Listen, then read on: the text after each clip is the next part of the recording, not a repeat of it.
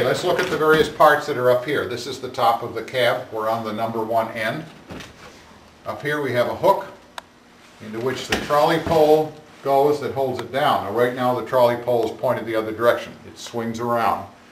So when you want it to be down, like when you're not operating at night, you leave that down. Then this is a trolley board which goes from one end of the car to the other. And there's what they call a base in the center, which is a pivot that allows the thing to be swung around and follow the wire, which is apt to be a little bit out of line. This is the main feed wire, which goes down to the controller, which is inside.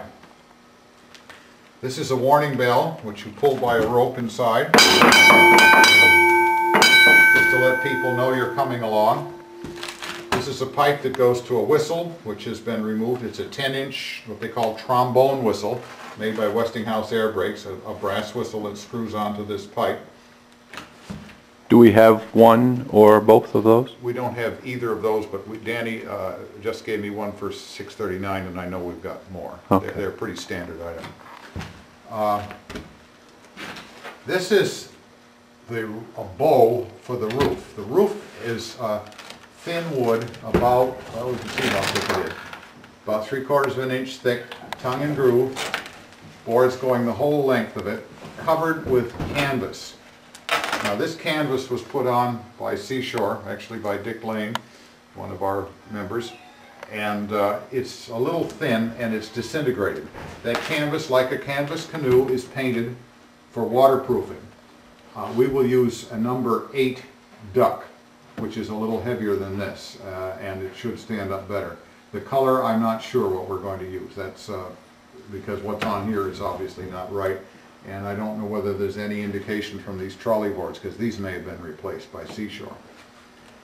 This is a roof bow, which goes from one side to the other.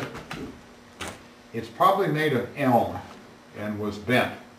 You can see there's some rot here, so we're going to have to bend a new piece. The cab in general is in pretty good shape, but there are specific areas that are bad. Oh yeah, I forgot this. This is a signal bracket. They put a signal lamp that goes in here. There'll be one on the other end. This is an access step so that you can climb up if you have to work on the roof. And there's supposed to be a little ladder which is inside, or a roof mat, which is like a ladder on the inside. I'm talking the wrong direction here. Look at all the layers of paint here. We're hoping we're going to find a story in those as to what the car was originally like. Some places the wood is practically bare, but there should be enough, especially in these sheltered areas here, where we can get some idea of what the color of the car was. The car was probably, we don't know it, but probably a dark green when it was painted with white letters, and that was it. At some point they painted it a red, and we'll look at those details. We have some remnants of it, red and white.